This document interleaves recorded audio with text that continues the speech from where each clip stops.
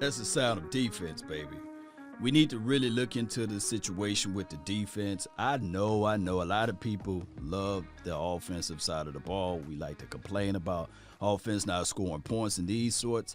But if the team can score anywhere between 28 to 35 points a game, then we okay. We all right. I know a lot of people going to look at it and say, nah, Lord, they will not. Well, we will average that amount of money when it comes field day or game day.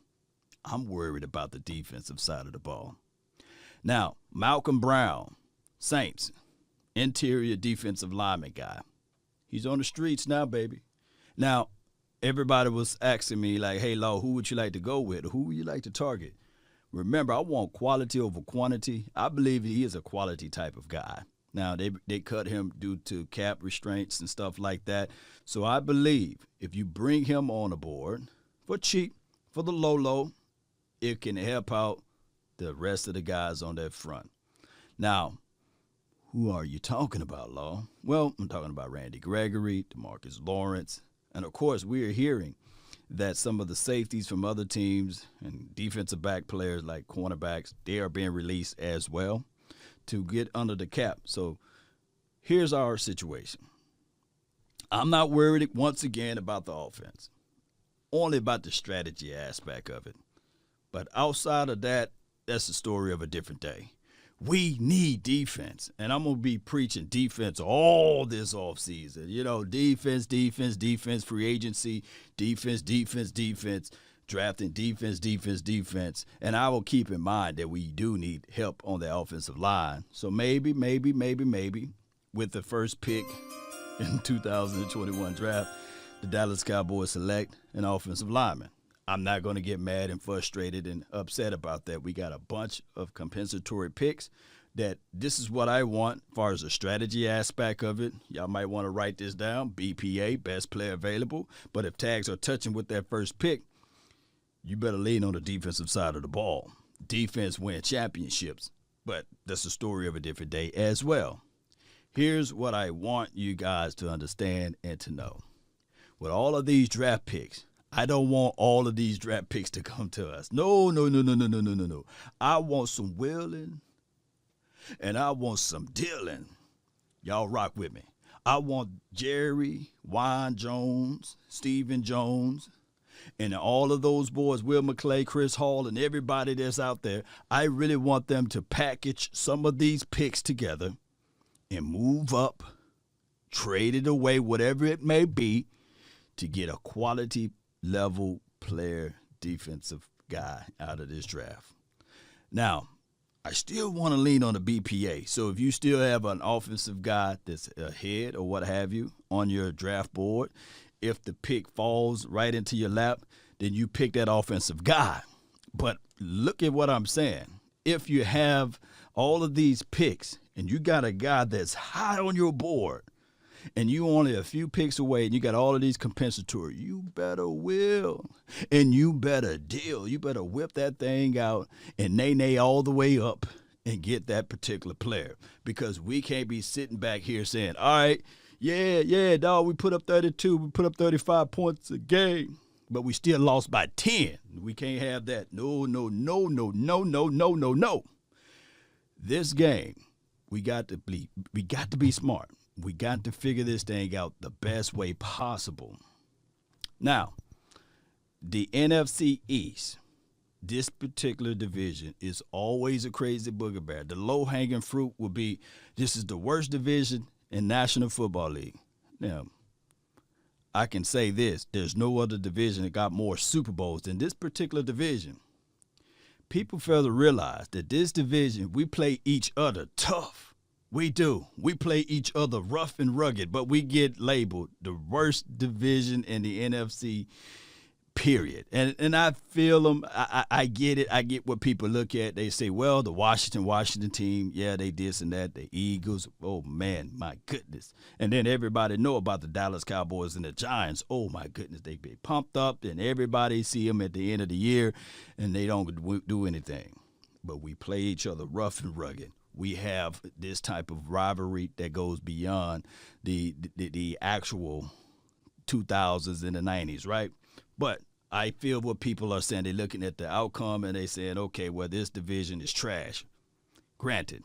Well, how come other divisions not winning Super Bowls like this particular division?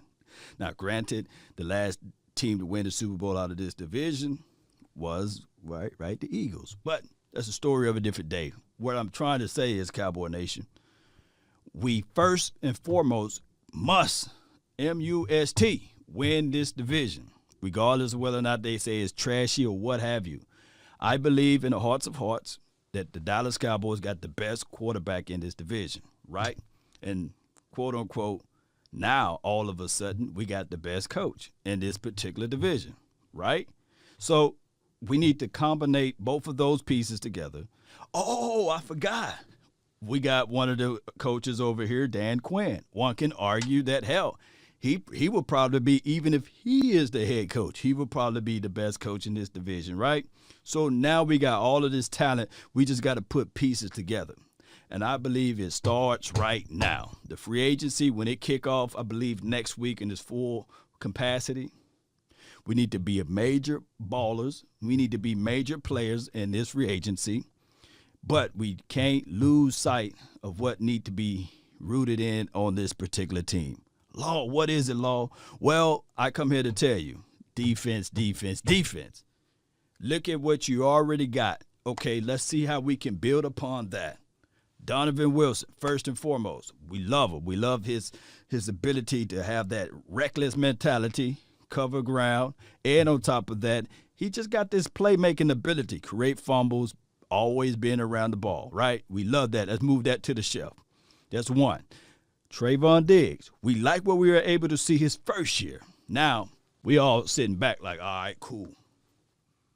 Can you repeat this, por favor? Can you bring it back, please? Can you do this thing again for the second year? Because we already know how that rolls. Year one, you're fantastic. Year two, we want to see that energy. Keep that same energy, Diggs. And I believe that if you put pieces around him, compliment him, then it will happen. All right, so those are my two strong suits out of this particular team. Let's go back to the front. D-Law, regardless of how we look at it, he may not give you a gang of sacks, but he will stop the run. That's his kudo. That's his cookie, right? Let me do like Hawk do this damn move right here and blow everything out the way. But let's look at Randy get down Gregory. Can get that shoulder bend, get so low his shoulder can cut the grass, for crying out loud. Can he bring that same energy? Yes. Yes. All right. Our team of misfits. You know I'm going to pause when I say misfits, but we got to talk about them. LVE and Jalen. I'm not going to give those guys mulligans, but we're going to say, all right, last year was horrible. LVE on the field, off the field, build of glass. I heard it all, right? Sean Lee 2.0. We heard it all. But this new administration, they got to figure this thing out with Jalen. How can you improve Jalen? How can you improve LVE? Putting big body can't stop me. From the 9-8, I got to sell 1 million copies. You got to put a big boy inside. You put a big meat inside, maybe he can gobble up too, and those guys can roam free, chase, downhill, those type of things. If we can find a way to help out the interior of the defense, maybe it will reflect on LVE's and Sean Lee's play. Oh, I'm sorry. Jalen Smith play. I'm thinking of LVE and Sean Lee. I think Sean Lee should retire, by the way. All right, so moving it a little bit further. What the world to do with the other cornerback, Law? You talked about safety, bringing in a Trey Boston or even bringing in Kenny Vicario for a cup of coffee or whoever's out there. I believe that you might need to go into this particular free agency if Anthony Harris is out there. Maybe he will be the creme de la creme. But I digress. Looking back at this cornerback situation, Jordan Lewis, right? Xavier Woods, right? Cheeto Awuzie Xavier Woods is a safety. I think he's gone. But you guys get what I'm saying. They all defensive backs. Those three right there. I don't know if you bring them back, but if I had a choice, Bring me Cheeto. I know. Bring me Cheeto. Bring me Cheeto Uzie. He wears 24. Y'all know, y'all say, well, all your bias with him because he wears 24. But you got to look at it from my perspective. I think that, hey, you bring him on, and then you go out there and draft some guys. Let him be just a bridge guy, if possible. And then you go into this free agency. If you get a Malcom, Butler, whoever it may be, then you start that process of looking at it like, all right, cool. The bridge is there. The situation far as the depth purposes, I think Maurice Candidate, he may be still on his team if possible. Those guys will be depth purposes. Remember, defensive backs or safeties or cornerbacks, however you want to break it down, they play a bulk of your special teams. News flash. Special team is one of the key components of winning the games. Special teams, defense, offense, right? So you got to have all of those three intact. You can't have a great, fantastic offense and a piss-poor performance out of your special team because you can still lose games that way. So you got to have at least good across the board and great in one or two areas. Great defense or great offense and good across the board. You can't have bad, poor special teams or bad, poor defense and great offense. Vice versa, y'all can play around with that thing. Also, I believe one of my fourth phase of the game is coaching. So you got to have the coach to be able to light a fire under those guys. Like, who ready? You know, that type of stuff. Getting into the faces and letting people know. It got to be somebody. Even though Tony Dungy was never the rah-rah guy, but he had somebody probably on that team to get into there. You know what? We got to have that type of mentality, Cowboy Nation. We do. All right, so break it down for you guys, what we talked about, just to rehash everything.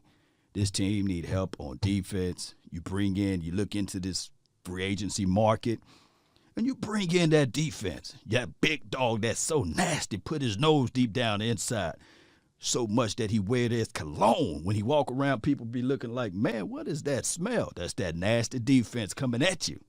Ooh, that's what we need.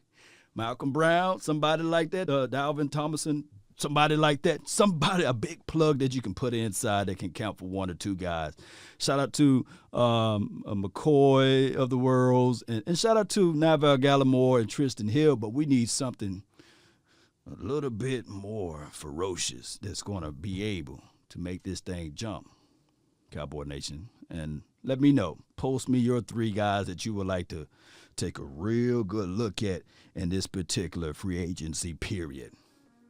Look, y'all happy?